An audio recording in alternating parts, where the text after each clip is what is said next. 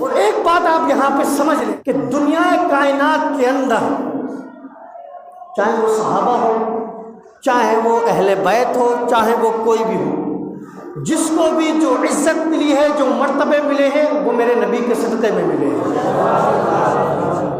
میرے نبی کے صدقے میں ملے ہیں۔ ہم نے جس کو بھی مانا ہے اور جس کو مانیں گے اپنے نبی کی وجہ سے مانیں گے۔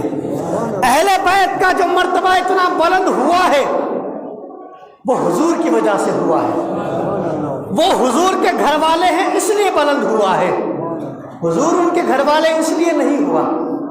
کچھ لوگ ان چکروں میں پڑ کر گمراہ ہو رہے ہیں، کبھی وہ جو اہل بیت پر بھونکتے ہوئے نظر آ رہے ہیں، کچھ لوگ ایسے ہیں جو صحابہ اکرام پر بھونکتے ہوئے نظر آ رہے ہیں، اور اس دور کے اندر ابھی چند دنوں سے ویڈیوز وائرل ہو رہے ہیں حضرت ابوبکر صدیق کے حوالے سے، معاذ اللہ، کہ جن کے اوپر بکواس کرتے ہوئے نظر آ رہے ہیں۔ کچھ شیعہ ہے، کچھ نیم رافضی ہے، کچھ روافظ ہے، وہ یہ کہتے ہوئے نظر آتے ہیں کہ جناب والا حضرت صدیق اکبر نے حضرت فاطمہ الزہرا کا حق کھا لیا تھا۔ آپ نے بھی سنا ہوگا باغ فدق کا مسئلہ۔ اب چونکہ سوشل میڈیا کا دور ہے، انسان انسٹا کھولتا ہے تو کچھ نہ کچھ ویڈیو آ جاتی ہے، ہو سکتا ہے کہ آپ اس کو دیکھ لیں، سن لیں، تو آپ بھی کہنے لگے کہ ارے صدیق اکبر نے تو فاطمہ الزہرا کا حق کھا لیا۔ آپ بھی سنیں گے تو کہنے لگیں گے، لیکن میں آپ کو بات پوری کلیئر کر دوں تاکہ بات سمجھ میں آ جائے۔ نبی علیہ الصلوۃ والسلام کے حصے کے حضور علیہ الصلوۃ والسلام با حیات تھے، تو آپ کی ملکیت میں ایک باغ تھا، باغ فدق۔ حضور علیہ الصلوۃ والسلام کا جب ظاہری وصال ہوا، وصال کے بعد خلیفہ بنے، خلیفہ بلا فصل حضرت ابوبکر صدیق خلیفہ بنے، تو حضرت فاطمہ الزہرا حضرت ابوبکر کے پاس آئیں، وہ کہنے لگی کہ حضور علیہ الصلوۃ والسلام کی جو ملکیت ہے، جو میراث ہے، جو باغ فدق ہے، میں اس میں سے اپنا حصہ چاہتی ہوں۔ حضرت صدیق اکبر نے بڑی محبت کے انداز میں کہنے لگے کہ حضور علیہ الصلوۃ والسلام نے خود فرمایا ہے کہ نبیوں کی میراث نہیں ہوتی، یہ جو مال و دولت ہوتا ہے نبیوں کی میراث نہیں ہوتی ہے، بلکہ نبی علیہ الصلوۃ والسلام کی حضرت آدم سے لے کر ہمارے نبی تک جتنے نبی آئے، اگر ان کی زندگی کے اندر کوئی مال تھا تو ان کے وصال کے بعد وہ مال میراث نہیں بنتا، بلکہ وہ صدقہ ہو جاتا ہے امت کے لیے۔ کیا؟ وہ صدقہ ہو جاتا ہے امت کے لیے۔ حضرت ابوبکر نے بھی یہی حضرت فاطمہ الزہرا سے کہا، حضرت فاطمہ الزہرا چلی گئی، وہاں سے چلی گئی، آپ نے کچھ نہیں کہا۔ اور اس سے آگے والی بات پہ میں عرض کر لوں، جو یہ شیعہ لوگ چھپاتے ہوئے نظر آتے ہیں، جس طریقے سے نبی علیہ الصلوۃ والسلام کی حیات کے اندر اہل بیت کو وظیفہ ملتا تھا، ایسے ہی حضور علیہ الصلوۃ والسلام کے جانے کے بعد بھی اہل بیت کو وہ وظیفہ ملتا رہا ہے، وہ وظیفہ ملتا رہا ہے، اس کے اندر کوئی کمی نہیں آئی ہے۔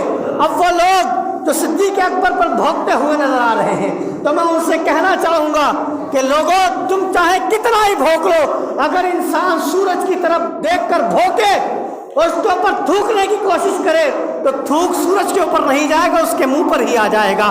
تم چاہے صدیق اکبر کی شان میں کتنی کوتاہیاں کر لو، ان کے اوپر کتنا ہی بھونک لو، حضور نے اور اللہ تبارک و تعالیٰ نے ان کی شان کو بلند کر دیا ہے۔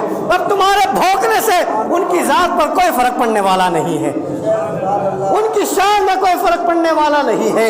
اور میں ان ظالموں سے کہنا چاہوں گا جو صدیق اکبر کے بارے میں بھونک رہے ہیں، جو کہہ رہے ہیں کہ معاذ اللہ صدیق اکبر نے باغ فدق کو کھا لیا ہے، بیوی کا حق کھا لیا ہے، میں ان سے کہنا چاہوں گا کہ ظالموں تاریخ کو پڑھو۔ وہ صدیق اکبر کہ حضور نے کہا کہ جہاد کے لیے چلنا ہے، مال کی ضرورت ہے، صدیق اکبر نے اپنے گھر کا پورا مال لا کر حضور کے قدموں میں لا کر رکھ دیا، یہاں تک کہ صدیق اکبر نے اپنے جسم کا کرتا بھی اتار کر اس مال کے اندر رکھ دیا، اور خود نے پھٹا ہوا کمبل پہن لیا، اور اس کمبل کے اندر بھی بٹن جو لگائے وہ ہماری تمہاری طرح نہیں بلکہ ببول کے کانٹے لگا لیے۔ اسی دوران جبرائیل امین حضور کی بارگاہ میں آ گئے، جبرائیل امین نے بھی وہی پھٹا پرانا کمبل کا لباس پہنا ہوا تھا. حضور نے کہا جبرائیل یہ کیسا لباس پہن کے آئے ہو؟ جبرائیل عرض کرنے لگے یا رسول اللہ آج تو آسمان کے اوپر جتنے فرشتے ہیں تمام کے تمام فرشتوں نے یہی لباس پہن رکھا ہے. کیوں پہن رکھا ہے؟ حضور آپ کے یارے غار نے وہ لباس پہنا ہے. خدا کو اتنی عطا پسند آئی کہ خدا نے اعلان کر دیا کہ آسمان میں تمام فرشتے آج یہی لباس پہنیں گے. تو خدا کو جن کی یہ عطا پسند آئی, اتنی عطا پسند آئی, تم ان کے بارے میں بھونکتے ہو. کتا سن لو, تمہارے بھونکنے سے کچھ نہیں ہونے والا ہے, کچھ نہیں ہونے والا ہے. صدیق اکبر کی شان کل بھی وراء الورا تھی, آج بھی وراء الورا ہے. انشاءاللہ قیامت تک ان کی شان وراء الورا رہے. اور یہ ہمارا عقیدہ ہے اہل سنت والجماعت کا. کہتے ہیں کتنا صدیق اکبر خلیفہ بلا فصل ہے, ظاہری بھی اور روحانی بھی. ہاں کچھ لوگ جناب والا یہ کہتے ہوئے نظر آتے ہیں کہ نہیں صاحب, سیاسی تو صدیق اکبر ہی خلیفہ بلا فصل ہے مگر روحانی مولا علی ہے. میں ان لوگوں سے کہنا چاہوں گا نہ, یہ رافضیوں کی بولی ہے, یہ شیعوں کی بولی ہے. سنیوں کا یہ کوئی عقیدہ نہیں ہے.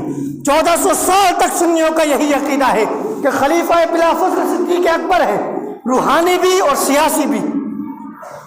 اور یہی عقیدہ ہمیں اپنے آگے تک پہنچانا ہے, یہی عقیدہ ہمیں اپنی اولادوں کو دینا ہے.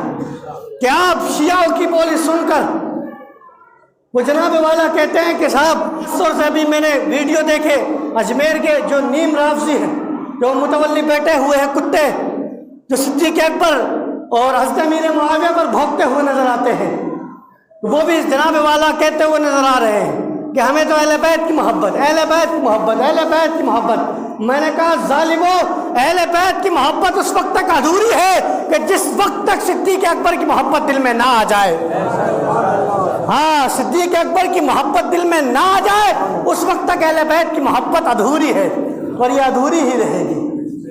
مگر الحمدللہ ہم اہل سنت والجماعت حق کے ساتھ یہ کہتے ہیں کہ ہمارے دل کے اندر اہل بیت کی محبت بھی سمائی ہوئی ہے, اور ہمارے دلوں کے اندر سیدنا صدیق اکبر اور جتنے حضور کے صحابی ہیں تمام کے تمام لوگوں کی محبت ہمارے دلوں میں سمائی ہوئی ہے. سبحان اللہ, سبحان اللہ. تمام کی محبت ہمارے دل میں بسی ہوئی ہے.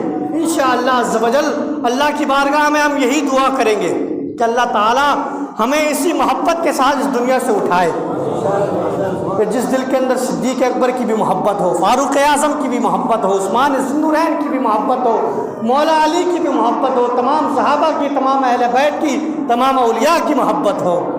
اللہ ہمیں اسی محبت کے ساتھ زندہ اٹھائے. اور آج کے دور کے اندر اس کی ایک پہچان بنائی گئی ہے, اور وہ پہچان ہے مسلک اعلیٰ حضرت.